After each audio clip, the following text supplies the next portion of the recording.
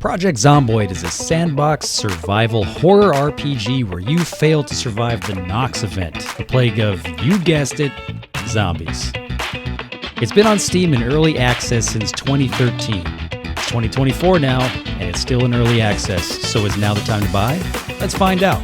At its heart, Project Zomboid is a zombie-ridden survival simulation with complex systems and gameplay mechanics. It features both single-player and multiplayer modes that can be tailored to your gameplay style through both in-game settings and mods. We'll dig into the differences between single-player and multiplayer, as well as the game's robust modding community later in the video. And though the game has been in alpha since 2013, it's very alive and active. The game's developer, IndieStone, posts on Steam once a month, and their forums and socials are poppin'. That's all well and good, but how's the game?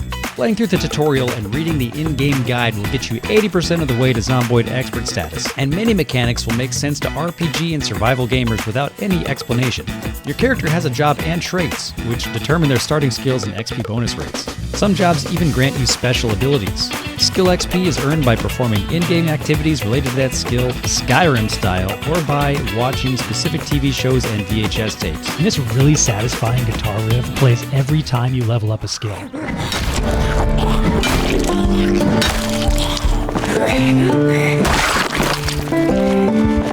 Some elements of the UI make intuitive sense. Your character has a health panel that shows their health bar and lists their wounds. Right-clicking certain items like your character's gushing head wound will open a context menu, giving you more options. And a little thirst icon means you should probably drink something. Yet many more mechanics are clunky and unintuitive and might get you killed. I had a hard time with the inventory management system, especially bags and containers, even after the tutorial. And both vehicles and emotes use a radial menu system that isn't used anywhere else in the game. And I guarantee that the right-click walk to/construction context menu will get you killed in combat at least once. And if you're the type of player that needs smooth and intuitive gameplay and you never read the manual, this will be a deal breaker. But if you enjoy reading the game wiki pages and watching YouTube tutorials, I think you'll find these crunchy gameplay systems to be deeply rewarding to learn. Even so, the game is in alpha and you will run into frustrating bugs and glitches, like torching a zombie horde with a Molotov cocktail only to have your lighter suddenly vanish.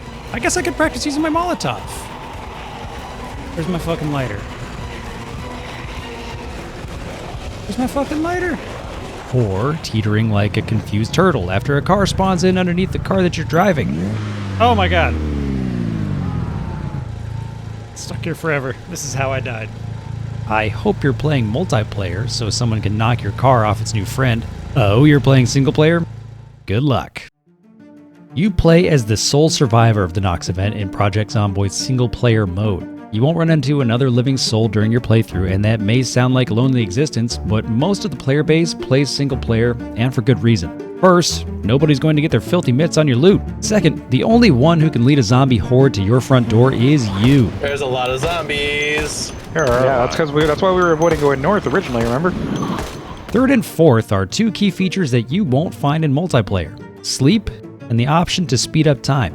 As you act in the waking world, your character will become sleepy, as indicated by the tired moodle. Moodles are these cute portraits that pop up on the right-hand side of the screen to show you status updates. The bad ones get progressively worse if you don't do anything. Now, a mouse over won't tell you all the details, so I'll break it to you. If it's red, it's bad. And in the case of the tired moodle, it's real bad. Drowsy, the least bad tired moodle, gives you 50% decreased melee damage, a narrow vision cone, and greatly reduced endurance regeneration. And ridiculously tired, the worst one, gives you 95% decreased melee damage, the thinnest sliver of vision cone, and no endurance regen. Turns out that dozing off during the zombie apocalypse is not a good idea. This is what it's like to fight when you're exhausted. In single player, you can also speed up time up to 3x speed. This makes the monotonous task of reading the game's skill books that much easier. With vanilla settings, leveling your skills is honestly a chore. You can watch TV shows and find VHS tapes that grant big XP chunks, but they can be hard to come by. That's where the skill books come in. You can find these books all over the game world, and reading one, even partially, will provide an experience boost to the relevant skill up to 3x. That means after reading the book, you gain triple XP for both action-based and TV/VHS-based XP. That's kind of a big deal. However, reading takes a lot of time, 1 page per in-game minute with vanilla settings. So that ability to speed up time in single player comes in very handy. It's just not an option in multiplayer. Having said that, playing on a multiplayer server with friends does have its advantages. For starters, you're not alone. I'm naked. My clothes are too heavy to wear. Driving on? Your final days will at least be spent in good company. If you decide to band together, you can each specialize in certain skills. The skill grind is a lot less monumental when you can focus on just a few. Clearing out the zombie hordes is also easier with 2 swinging bats instead of just 1. Having said that, there are also disadvantages in grouping up. You have more mouths to feed, and there is less loot per person, you greedy loot goblin. You've got to deal with the personalities of the other players too. I love how we just gave up on organizing this place. Just like, yeah, fucking whatever. Throw it on the floor. There's not enough space. And battles can be a lot more chaotic. If you're going for immersion, it can be tough to find a good group. If you're playing Project Zomboid, give multiplayer a try at least once. It's a unique experience and it's not difficult to set up and host a server for your friends. I'm basically a boomer and I was able to figure it out with help from YouTube tutorials. The ones I used are linked in the description below. If you're looking to join an existing server with an active player base, check out Battlemetrics. I've personally never used the service, but their filtering and stats seem useful. Better yet, check in with your favorite Zomboid content creators to see if they host a server for their fans. Or maybe they have a recommendation. But if you vibe with the content, you're likely to find a group of like-minded players on that server. Personally, I enjoy the single-player Zomboid experience, but playing multiplayer with friends is where it's at for me. Facing the unknown and almost certain death with a caravan of your friends is beyond satisfying.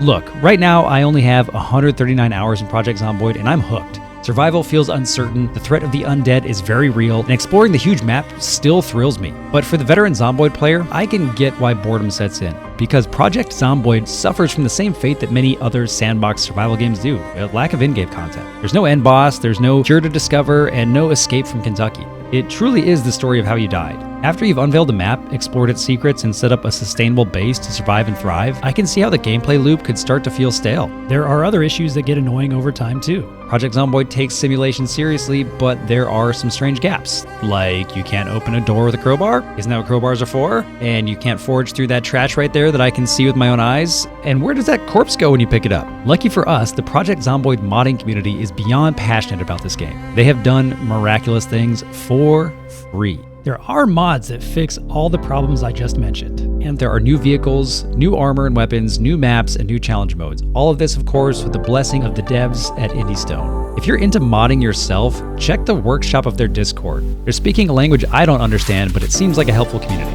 So to sum it up, Project Zomboid's gameplay loop is crunchy, complex, and difficult to grasp, especially at the beginning. Even veteran survival sandbox gamers are going to die.